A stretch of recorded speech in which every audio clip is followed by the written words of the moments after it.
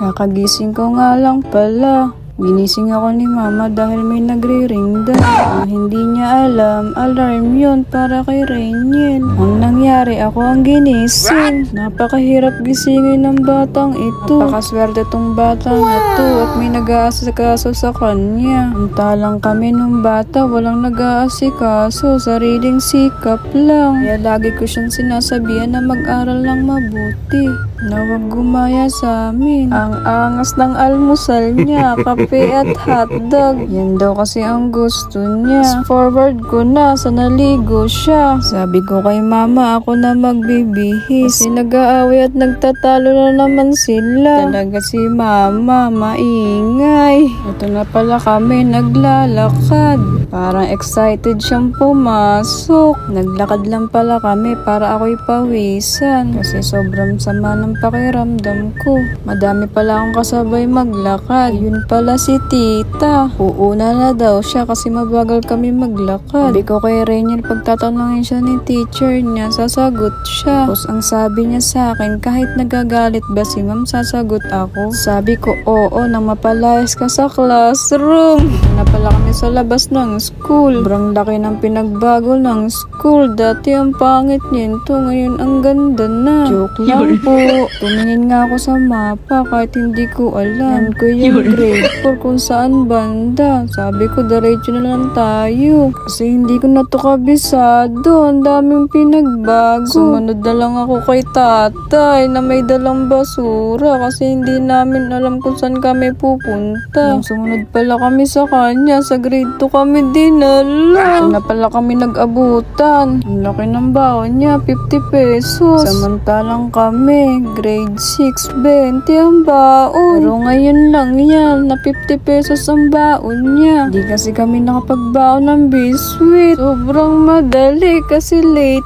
na. Parang ang sarap maging bata. Siyempre, kikis muna kay mami bago umalis. Pagpasok nga niya ng room, nagulat ako. Sa likod siya umupo. Parang may pinagmanahan yata. I feel you, Rainiel. Pag upo nga niya, may kadaldalan na agad siya. Sobrang nahihiya siya sa part na yan. Parang ang sarap mag-aral ulit. Na-tsempo siya kung paano makikipagdaldalan. Aga-aga pinagsulat na agad sila. Parang hindi ko ata kaya yan. Pala pinag-exercise ko muna si Rainiel para ganahan magsulat. Umuwi na nga pala ako at naglalakad ako dito. Dati wala tong building, ngayon meron na. Parang may nakita ako ditong kuweba na pwedeng pasukan at labasan. Parang iba yata ang nasa isip kong lalabasan at papasukan. Sobrang ganda na nga dito. Ang dami kong nakikitang mga bata papuntang labas. Bakit kaya? Parang umabot pa ata ako sa flag ceremony. Nakakamiss manumpa at sumayaw. Ang nakakamiss sayawin yun dito sa Timog Katatalugan. Kalimutan ko na yun. Hindi ko na alam yung kanta na yun at sayaw. Siguro nga sign na to ng pagtanda. Sobrang nakakamiss mag-aral dito. Dito pala ako nag-grade 1 sa dulo na yan. Naayos na pala yan. Kaya hanggang dito na lang. Bye-bye!